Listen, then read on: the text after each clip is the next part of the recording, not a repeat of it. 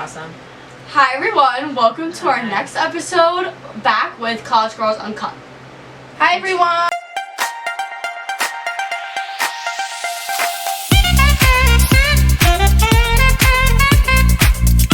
Did I not do a good job? No, I just wanted to say it too. Do you want to do it again and you just do it? No, I think it's funny if we have both of us do it. This is awesome. I did look over though and be like, oh, shoot, did I do it wrong? No. This is awesome. Okay. So it's just the three of us. Well, not just, but back to the three of us for this week, as I like randomly scratched myself, sorry. Uncut. We're gonna start with what's up, what's new. So Claire, do you wanna start? Yeah, so what's up, what's new is I feel my email is buzzing today because they did a secret press release about me to the whole school about that award. I talked about it a few weeks ago, so I feel a little bit bad talking about it again. But now the whole school has been notified, and a lot of people have been congratulating me, which is really kind, and it feels nice to be recognized for my service. Awesome. Awesome. I texted Claire this morning though saying, did you send that in? And I said, no. Like, I posted it on my LinkedIn, so maybe someone saw it on there. That's very true. But, like, it No really one didn't get a lot of traction. No one knows how they got it, and no one knows why they picked that picture of me, respectfully. It's a mystery. It is a mystery, because raise your hand if you picked it. No, but I giggled. Great. Guys, they really zoomed in on Claire. Yeah. Like, honestly, like... So Like dirty. Like, this. it was bad. Like, but no it's one's thinking about it because no one clicks on the picture, like, on the press release ever. But it's on the Instagram, the J School Instagram. know. But just by this J School, like, not like anything else. Super chill. It made me giggle. So that's what's up, what's new. Becca, what's up, what's new? Nothing new. It's spring now, which is awesome. Yes. Because it's my favorite season. Nice. Spring and... I'm jumping. Okay. Spring into summer. I made scary eye contact with the camera when I did that. Summer. Okay, you go. I just want it's spring. That's it? Wait, Yeah. also, what's up, what's new, with Baka? She sent me this meme this morning on Instagram. Can I see it? Yes, it was signs that you're Pumbaa. You're Pumbaa? You have stomach issues, you welcome people, and you frequently break into song. What's up? Oh, wait, when you were saying Pumbaa, I didn't know that I thought you were saying like a puma. Oh, No, Pumbaa. That's awesome. P-U-M-B-A. From the Lion King. Pumbaa. Pumbaa. I'll insert the meme. Also, this is My goose. Mother goose. Mother Goose. Mother goose. Mother goose. Anyways, it's spring. My birthday's on Sunday. Yay! What birthday for a birthday? That's Sunday. very good. Awesome. Yeah. Ellie, what's Ellie? up, what's new? Just cracked this Alani. Just cracked Oh. it! And what flavor do you have? Fresh. Cosmic Stardust, whatever that tastes like. Like Leah- the galaxy. Right. Mmm. Whoa, names. Leah tried this on Saturday, and she was like, what flavor is this? And I was like, I don't know, purple. And she was like, so grape. And I said, Oh. say grape. They grape. But I would say purple. Yeah. I'm feeling really relieved because this is sad, but Janwick's kind of over forever. I was gonna say for the year. Forever. For us. For us. For us. But feeling a little relieved because I get to maybe take more time to focus on my schoolwork and dance. Yeah. Cause pretty soon I'll be back on that stage. Pretty soon. Oh, and we wore our costumes last night at dance at group practice, and my jazz costume for "Do I Have Your Attention?" That's the one with the skirts, You're right? with this drink. Yeah. This is awesome. So we have these like little like black shorts, and then only on the back, like it's a butt tutu. that's awesome. But like it is like suffocating my legs. Like I need to seam rip them because like genuinely like I don't know who said those were a large, but they are. I'm busting out like, and like everyone's busting out of them. Like, and I also feel like my tutu feels like it goes out farther, and I don't know why, but sometimes I like look in the mirror and I'm like, why is my tutu out 5 feet behind me. right. Like a train. But it was super fun to wear costumes and get into character. This is awesome. I'm so excited. It's character. Wait, what's up? What's new? That's a great one. And then I don't have the theme pulled up on my phone. That's okay. I got it in my brain, I think. So we are filming this on March 31st, which is the my favorite flower. Sorry. My spring wallpaper to go with my favorite season, my favorite flower. Sorry. Ellie brought it up first. No, it's okay. Super sure. So we are filming this on March 31st, which is the last day of Women's History Month. So we're going to be recapping Women's History Month a little bit before we enter April and just share why it's important. So we're each going to share a reason why we think Women's History Month is important. Back slowly but surely pulling up the questions we have planned. You know what? No one else did it. Okay. Jesus You want a Christ. cookie? Bitch, that's my cookie. Then my juice. I don't know what this is from. Ariana! Oh, Lulu? No! Hear the words that I'm saying. Ariana Grande! Ariana Grande. Why would you say Lulu? Okay, what's the next question? Right. First question, why is Women's History Month important? Women's History Month is important because there have been years and years of legacy of the women before us, and so it's not only important to recognize our strength, our power, and our achievements, but to honor those who came before, who honestly had, if not more of a harder time making these waves because they've made so much progress for us that like their backbone is the reason why we can do what we do. So it's important to honor them. They gave us the ability to push the boundary even more. Yes. Yeah, I think Women's History Month is fun because, I don't know. I think everyone like is always like, yeah, I don't know what I'm doing here. Actually, I don't know. I think it's fun because you get to learn about so many women that you Okay, might not that's have known true. before. I also feel like it's fun when, especially when you're in charge of a women's group, just because that's like your month. Yeah. Like, we really push a lot of stuff to do in March for us, like this big event we just had last Saturday where we talked about all the different intersectionalities of being a woman and everyone's different perspective. We started with Seneca Nation, the Franciscan sisters, how they see women in the church, Gen Z panel, all those things, and then just like how women are perceived in the media. And I also think that like during Women's History Month, bigger conversations like that come up, whereas like in like the normal month of May, we're not really talking about that. Right. And I feel like it's not really like a topic in the forefront of everyone's brains, which is also why it's so important that we have like Black History Month, and all these different Heritage Months. Yeah, just because it brings up people that maybe you don't think about in your everyday life, even though you should be thinking about. You should. You should be. You Women, should be. duh. Duh. What a great explanation.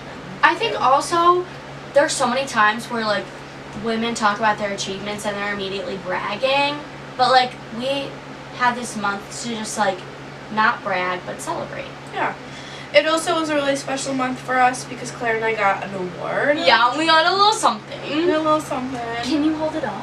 Yeah, I can go get mine because we're in my room. Sorry, I'll No, it's okay. And then my stuffy.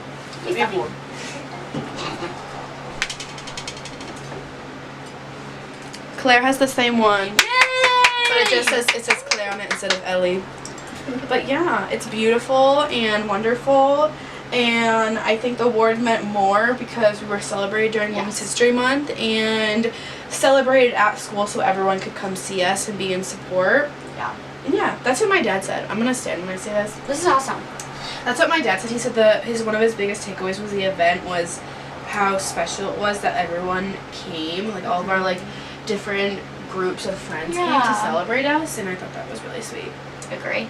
So yeah. And it's extra special because we won it together. 100%. I wrote this in our speech in our My Her Campus article that in where Ellie and I could have been competing against each other and secretly bitter and like weird, like we never were. Like how beautiful that a like healthy female friendship was honored like that. That's awesome. And how rare it is to find.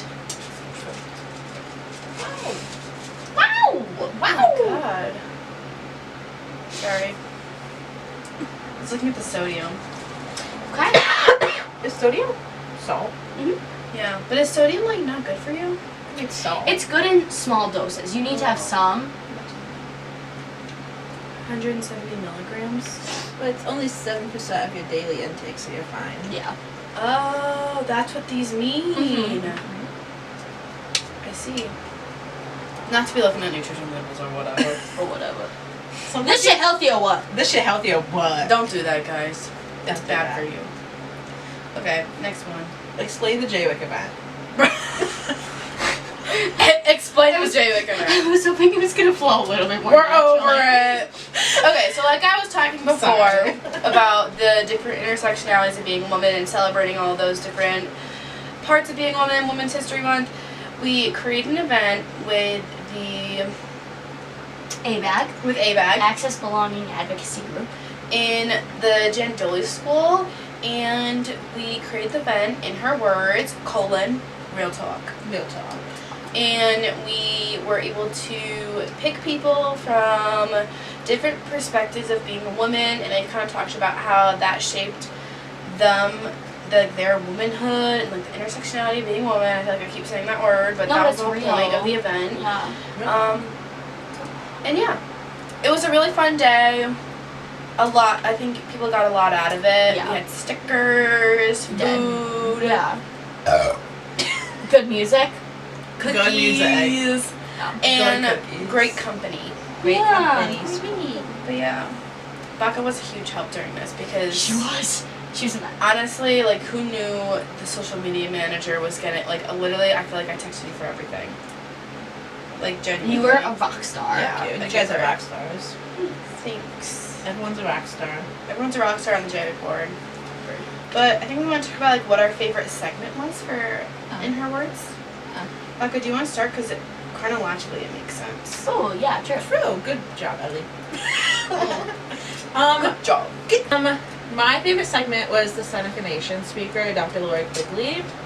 I have a minor in environmental studies, and everything we talk about, like conservation and everything, can always tie back to like Native American culture. So to hear it from the perspective of a woman and to be able to take what I know about it and hear her actually talk about it was really like, I was so intrigued the entire time she was talking, and she just had a lovely speech, a lovely video that she showed. Yeah, she was my favorite talk. But I loved all the talks. Everyone had really good either answers to the questions with the panel or just they brought really good like presentations and stuff. Agreed. I loved it all. You loved it all. I really loved the Franciscan feminism the Franciscan feminism talk we had, which was our second talk of the day. And like I obviously like I grew up in the Catholic Church, so I grew up all around that. But like there wasn't a lot of nuns around me. Like I feel like that's kind of like rare to come by if you're in like in a suburb. I feel like unless like you're in like a city. They're not in like the parish suburban setting. Yeah. They're not. And even though like I went to CCD in a nunnery, like the nunnery was shut down and run down, so like we were just using the building as like a space. But I thought it was really interesting to hear about I think this was Sister Donna that talked about this. She talked about kind of like the history of nuns and like what they've done throughout like the 50s, the 60s, and everything like that. And she really focused in on the year 1964 with, I don't remember, I think it was the something massacre. Selma. And it happened not in Alabama, but it happened somewhere in the South. And that kind of like was a big surge for like black nurses, nuns being nurses, women being like all those things. But the one I always kind of like thought it was curious when our professor asked a question about like recruitment for nuns and like how like there's been like obviously a decrease with the involvement in churches recently. And I thought it was interesting, Sister Donna's answer, because she said obviously like back in the day, like the 40s, the 50s, like even the 60s, like a lot of people became nuns as like obviously they wanted to serve God, but also it was a way of like kind of getting into the workforce almost. Yeah. They were able to hold leadership, do all those things. And when I was talking to my dad about it on the phone, he was talking about how Bernadette's aunt, that's how she became the head of the hospital in Olean, was because she was a nun here. Right. So like these women were assuming leadership roles and assuming like these important jobs because they were serving God and being a nun. So like, and that was their one way in. There was no other way into that, especially when women were literally so low on the totem pole. So I thought that was pretty interesting to think about, like how even though, I don't know, like maybe that's a reason why like church involvement has gone really down, because we have like opportunities been opened up. Or she even said like we don't even really feel it's not a negative thing anymore because you want people that want to serve God. Right. Not that those people who were like using it, because they weren't using it in a bad way. I don't think were. Yeah, I don't know. So that was interesting and gave me a new perspective on why people or why women want to become nuns back in the day. So yeah. I like that one a lot too. It just redefines them as like very active, where like if you picture some priests or nuns, like stereotypically like they're just praying alone. It's like Sound of Music where you can't speak, you can't sing, like you're just praying all day, and like your only purpose is to literally serve God, but also you're serving others around you. Right, They don't like highlight that. No. We're like, that's just not, some cloisters are like that, but a lot of nuns are not. Like that is how they serve God, is like running a nonprofit, being a nurse. They're teachers too. Like they were, the Sister Donna talked about how they were, some nuns were called black nuns because they were the ones teaching like the black kids in the South, like in Alabama, like some of like the first like schools, like the segregated schools obviously. So yeah, interesting. I like that one a lot. My favorite one though was the Gen Z panel. We had 5 different female students at Bonaventure from all different grades, majors, talk about the experience of being a woman in 2025 and what that looks like. And I shouldn't have expected this because the whole point of the event is there's no one way to be a woman. But I was like, oh, universal. Some experiences are universal and it's going to be fairly similar. But like, even if they were born on the same day and came from the same small town and came to Bonaventure, were the same major, their experiences still would be totally different. And yeah, I just liked how diverse all of their answers were. I think the people that were selected were just really poised and mature. And I feel like I learned a lot from them, and I always find it really exciting when I let myself learn from people that are younger than me. Sometimes I feel like, not that I have all the answers figured out, but like I have something to teach them, and like we talk about this a lot at the Mellon, is like we're all teachers and we're all students, so like that was an experience for me where I could just be a student and like let those freshman students like talk about their experience, and I didn't have to respond, I just needed to be there to listen, which was great. I liked it how the professors were asking questions and like wanting to clarify answers, because I think that obviously we just get it, like when they would answer it was like, okay, yeah, like that's so true. But like some of the professors, especially like the male professors, like were asking questions, and I think sometimes you can like take that and be like, oh, like why are they asking me questions? This is so offensive. But like if you just like take the time to answer the question like and clarify it, that's all they want. Yeah. And they just want, like, they're learning as well. They didn't grow up how we grew up, and we didn't grow up how they grew up. So yeah. I thought that was really good. I also, of course, loved the Women in the Media presentation by Dr. Walker. I wish I could explain it more eloquently, but she basically talked about how like women have always been put into different boxes of stay-at-home mom, or divorced, or sexually active, or hero in this film, and it's very like boxed. And she was basically like giving us the permission to like be complicated, be nuanced, be a human being, and not just like emotional or rational, this or that.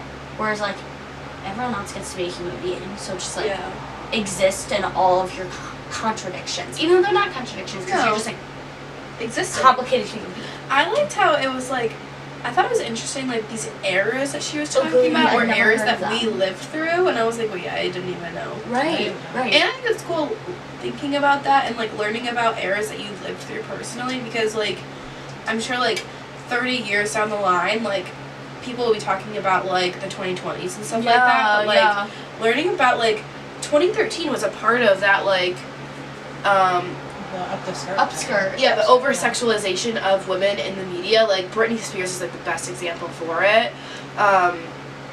And I was like, whoa. Like, I don't know how, like, that affected us as kids growing up with the over-sexualization of women. Like, I don't know if we've seen the effects quite yet. Been able to, like, look at that, but, like, I guess in, like, 20 years they can do that, but... That's why I kind of feel like the body positivity movement, I think we're at a very, like, critical time where they'll study it in a few years, because for, like, 2020, well, before that, it's body positivity, and then you go down this pipeline of, like, no, you actually do really need to be skinny, and, like, Chloe Tang, but then you come up with, you need to love your body, and now we're in this new era of body neutrality, where it's, like, there's no pressure to love or perform, you can just exist in your body. I loved when she said, like, the body positivity movements were so aggressive that it was making women feel like they had to love their bodies, where, like, you could be uncomfortable in your body and that's fine. Like, obviously, like there, like, you need to put work into it to feel comfortable in yourself, but like, you don't need to look in the mirror one day and be like, oh yeah, okay, yeah, it's fine. Like, I love myself. Like, that's not how it works, like, at all. Like, one Dove campaign is not going to fix the world. No. I fear. So, yeah. Which, I feel like that's also interesting because this Remy Bader on TikTok. Yes. So, Remy Bader is this TikToker who lives in New York City, and she was heavier for the past, like, when she started TikTok. Like, she was definitely heavier, and then all of a sudden she goes through this breakup, and then drops a lot of weight. And it's awesome because she's healthy now, like, she's good, like, she was like, my doctors were concerned about me, and that's kind of how she was, like, wording it and pushing it out to the public, that, like, her doctors were concerned, so she lost the weight naturally. Now, losing weight naturally is very difficult. Yeah. So I don't know if she ever, did she talk about how she was on Ozempic or anything? There was so many allegations, but she said she hasn't been on it. So, but it comes out that she was on Khloe Kardashian's podcast and then started talking about how she got this brand new surgery where it's like 2 weight loss surgeries in one, basically is what they do. Like, they cut the stomach out, but then they also do, like, a gastro something. I don't really know. But people are really upset on the internet right now because Remy Bader was pushing body positivity and, like, being comfortable in your own body and, like, feeling good, feeling sexy, even though, like, you're not the... Okay, so our last question of our segment is... We got cut off. We did get cut off. Just like you cut off Claire. Yeah. Switch out! How do we celebrate Women's History Month outside of JWIC? Does anyone have an answer for that?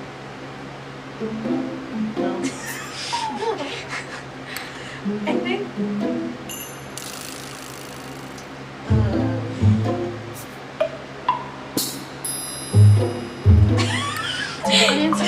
Selfishly, I think about our campus. We did a themed Write Week for Women's History Month where we wrote about our favorite women, our women's issue. I wrote about co-winning the Woman of Promise and why that was special to me. Also, selfishly, my birthday is in Women's History Month, so I count it as like a celebration of my womanhood and the day I was born. Thanks. I don't have an answer for this, and this is also going to sound kind of bratty, but I feel like with JWIC, I feel like it's more than a normal person does. Yes, agree. So maybe next year I'll have to find a new way to get more involved, but I think that being part of JWIC, we're the voice for so many women that we've done our part. I don't got anything else. And that's just the reality of No, it. that's college girls Uncut. Like, I just don't. Women's History Month is celebrated every day. True, Not just True. So every day that I'm alive as a woman, I celebrate Women's History Month. How do you do that? Oh, you know, just living life. You know, yeah, I'm with you. Yelling at people. Doing what I want. Clocking them when they need to be clocked. Clocking them. I think a great way to celebrate Women's History Month is to not make excuses for men. I don't give a shit that they did the bare minimum. I'm not celebrating it. And even to my future husband, boyfriend, whatever, I'm never going to celebrate the tiny things because you should just do that. Yeah. And maybe that sounds like a radical feminist thing No. to say, but like I will not excuse behavior like when men are like rude to women or like are sexist, like I will never be the person to excuse it, and I think that's a great way to live your life. He doesn't know better. Yeah, he does. Yeah, he does. He doesn't know about what? Or like saying like, oh, he doesn't know better. Yeah, he does. He does. Also, if they don't, oh my God, where have you been? You're gone. Learn. You're so oblivious that like I can't look at you. Yeah. And that's my man hating era that comes into play. This is awesome. This is awesome. So yeah, don't settle, ladies. Don't settle. Don't settle. Alright, I think that's all we have for today. Happy Women's History Month. 365 days a year. Yay! And we'll see you next week for another episode of College Girls Uncut. I don't know what we have planned yet. You'll find out. Same Bye, time we do. mamas. Mwah!